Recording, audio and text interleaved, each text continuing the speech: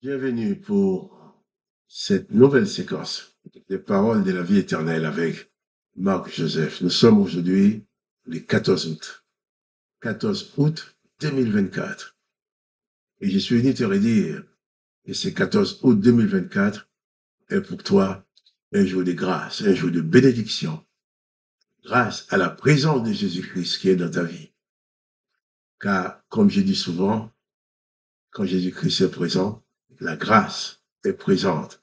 Car Jésus-Christ est le promoteur de la grâce. Si Jésus est venu dans le monde, c'était absolument pour manifester la grâce du Dieu le Père. D'abord, pour apporter aux humains la révélation de l'existence du Dieu le Père que personne ne connaissait avant la venue de Jésus-Christ.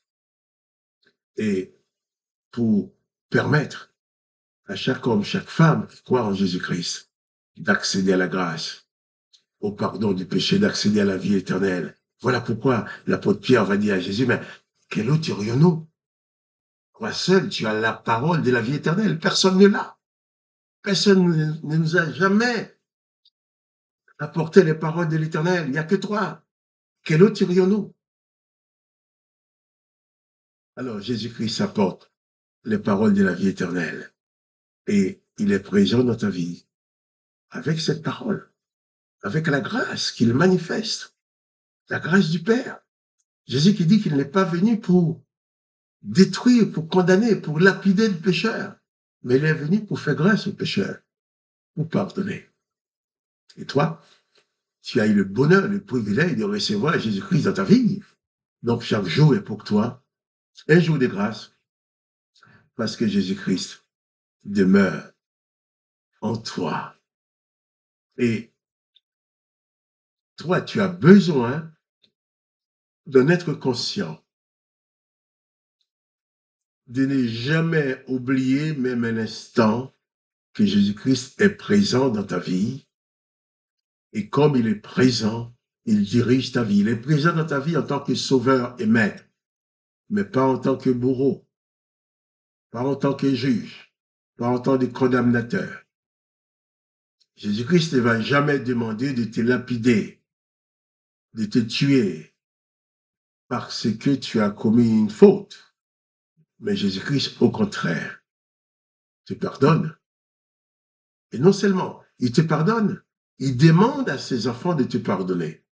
Car il dit à chaque personne qui croit en lui, Jésus-Christ dit, c'est à qui tu pardonneras le péché sera pardonné. Jésus pardonne, mais il veut absolument que toi et moi nous entrions dans cette dimension de pardon avec lui, que nous puissions collaborer avec lui pour apporter le pardon.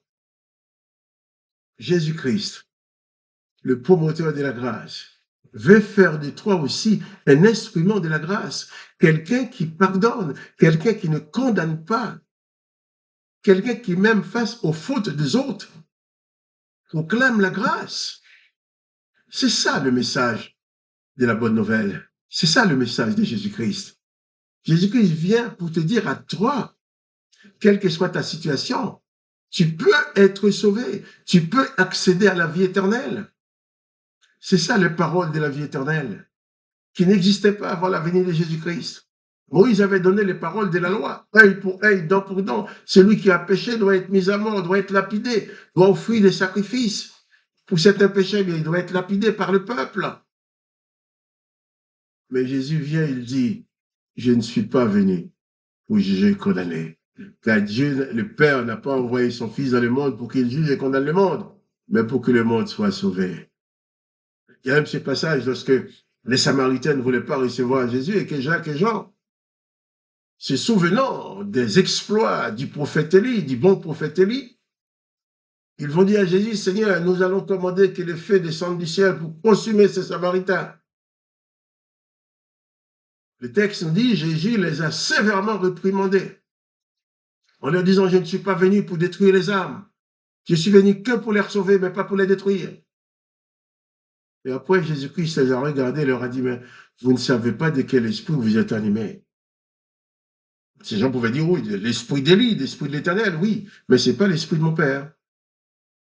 Car l'esprit de mon Père ne permettrait pas de détruire quelqu'un parce qu'il a péché, l'Esprit de mon Père ne permettrait pas que même en tant que Jésus, l'Esprit de Jésus-Christ ne pouvait pas invoquer le feu pour brûler ordonner que le feu brûle tous les Samaritains seulement parce qu'on l'a pas reçu. Même ceux qui l'ont tué, il les a pardonnés. Donc c'est pour dire, si Jésus est dans ta vie, la grâce demeure en toi. Tu dois en prendre conscience. Et c'est ça les paroles de la vie éternelle. La bonne nouvelle, c'est que qui que tu sois, quelque chose que tu aies pu faire dans ta vie, tu peux être sauvé. Tu peux être sauvé en recevant Jésus-Christ dans ton cœur. Même si les hommes vont te condamner, à chaque fois qu'on te voit, on va dire, quand on le voit, je ne peux pas oublier ce qu'il a fait. Mais Jésus-Christ, ce n'est pas une question d'oublier. Jésus-Christ efface le péché. C'est ça les paroles de la vie éternelle. Jésus-Christ veut que tu accèdes à la vie éternelle que lui te donne. Avant de continuer la lecture de l'évangile de Jean, chapitre 13, je prends un instant de prière avec toi. Demande à Dieu de toucher ton cœur, de toucher ton âme, de t'aider à mieux te confier en lui. Père, je te prie dans le nom de Jésus. Cet homme, cette femme qui écoute, qui regarde cette vidéo et qui prie avec moi, je te demande de la visiter maintenant, de le visiter maintenant, de faire du bien à son cœur, à son corps, à son être entier, d'apporter l'apaisement dans sa vie. S'il a commis une faute, merci, parce que tu lui pardonnes. Moi aussi, je lui accorde le pardon. Comme tu as dit, c'est à qui vous pardonnez, sera pardonné. Papa, dans le nom de Jésus-Christ, apporte la guérison dans les corps qui sont malades. Fais que chacun, Seigneur, puisse vivre dans cette confiance en toi. Fortifie la foi, car tu sais, dans ce monde si dur que toi, tu as connu, c'est difficile de garder la foi. C'est difficile d'avancer. Mais toi, tu es avec nous. Tu es avec mon frère, tu es avec ma sœur. Donne-lui, donne-la de pouvoir tenir ferme dans la foi. Et que ta victoire, la victoire de la grâce, puisse se manifester dans sa vie, je t'en prie, dans le nom du Seigneur Jésus-Christ. Amen. Amen. Nous allons donc continuer cette lecture. Dans ce texte où Jésus lui-même a parlé de Judas, qui allait le livrer. Le texte dit, lorsque les disciples ont demandé à Jésus, qui va te livrer? Jésus va donner le morceau de pain à Judas. Je disais bien hier, que ce morceau de pain, on le donne à celui qu'on veut honorer. Celui qu'on veut. Pendant ce repas, il y a une personne que tu veux honorer au-dessus de tous. C'est à lui qu'on donne ces morceaux de pain trempés dans la tradition juive. Or, ce morceau de pain trempé dans le vin a été donné à Judas. Et je lui ai dit, est-ce que tu vas le faire? Fais-le promptement. Verset 28, Jean 13, 28. Mais aucun de ceux qui étaient à table ne comprit pourquoi il lui dit cela. Car quelques-uns pensaient que comme Judas avait la bourse, Jésus voulait lui dire d'acheter ce dont nous avons besoin pour la fête, ou qu'il lui commandait de donner quelque chose aux pauvres. Judas ayant pris le morceau, s'est hâta de sortir. Il faisait nuit. Voilà. Judas a reçu le morceau de pain, les trompés. Les autres ne comprenaient pas pourquoi Jésus lui avait donné ces morceaux et pourquoi Jésus lui avait dit de faire promptement ce qu'il a à faire.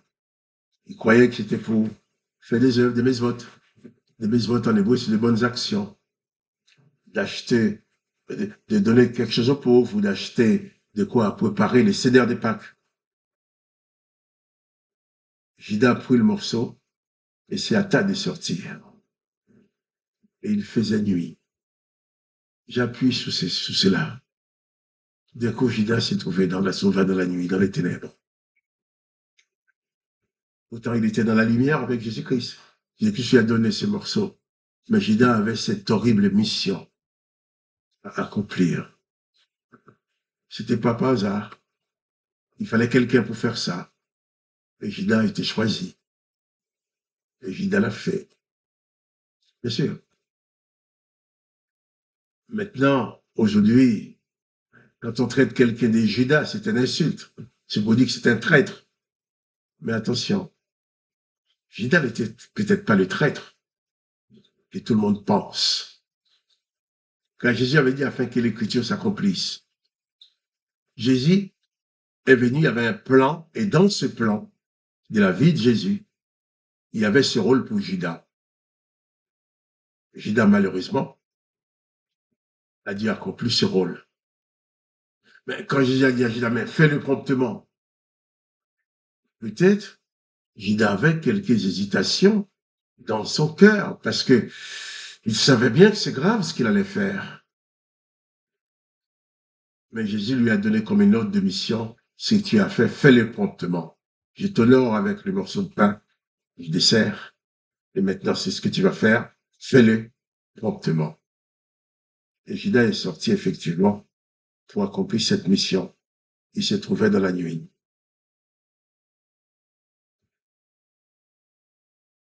Il y a des choses que nous pouvons comprendre, d'autres qui nous sont beaucoup plus difficiles à comprendre. À comprendre pourquoi Jésus honore Judas qui va le livrer. Et ça, je suis sûr que c'était un geste d'amour à l'égard de Judas. Et ensuite, Jésus va encourager Judas. Ce que tu as fait, fais-le promptement. Jésus savait qu'il fallait que ça se passait comme ça. C'est pas parce que Judas était le pire des disciples, mais Judas avait la pire des missions à accomplir. Il l'a donc accompli. Il faisait nuit. Et c'est dans cette nuit que Judas va. Dans cette nuit.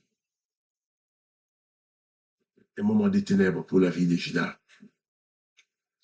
Et lorsque la lumière s'est allumée dans la vie de Judas, nous verrons seulement plus tard dans le texte, Judas a regretté la chose. Il a été pour rendre l'argent au sacrificateur. Qui l'ont envoyé, qui l'ont renvoyé en disant, c'est pas notre affaire, débrouille-toi. Nous, on t'a payé, c'est fini. Jésus-Christ, lui, sur la croix, s'est souvenu de Judas quand il disait, Père, donne-leur, car ils ne savent ce qu'ils font. Je ne crois pas que Judas était le plus méchant des disciples. Je ne crois pas que Judas était le plus mauvais de tous les hommes qui suivaient Jésus.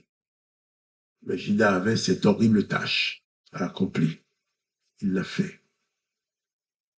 Mais j'insiste sur le fait que sur la croix, Jésus a pardonné à Judas. Père, pardonne-leur, car ils ne savent ce qu'ils font. Et Jésus n'a pas dit à l'exception de Judas. Judas était pardonné. Et si je suis dans le royaume de Dieu, nous voyons la présence, nous verrons la présence de Judas. Parce qu'il a été gracié, pardonné par le Seigneur Jésus-Christ. Et toi aussi, n'oublie pas, n'oublie jamais de pardonner à ceux qui t'ont trahi, ceux qui t'ont fait du mal, ceux qui t'ont fait souffrir, à l'image de Jésus-Christ. Accorde le pardon inconditionnellement. Ainsi, tu seras un disciple accompli pour Jésus-Christ, un disciple comme le Maître. Que le nom de Dieu le Père soit glorifié. Le nom de Jésus-Christ aussi soit glorifié. Que toi, tu sois richement béni. Quant à moi, Marc-Joseph, je te dis, pas de panique. Le Seigneur Jésus est avec toi. Il t'accompagne. Il prend soin de toi. Il est ton bon berger. Et si tu aimes cette vidéo, partage-la avec tes connaissances. Et je te dis aussi, à demain, pour les paroles de la vie éternelle.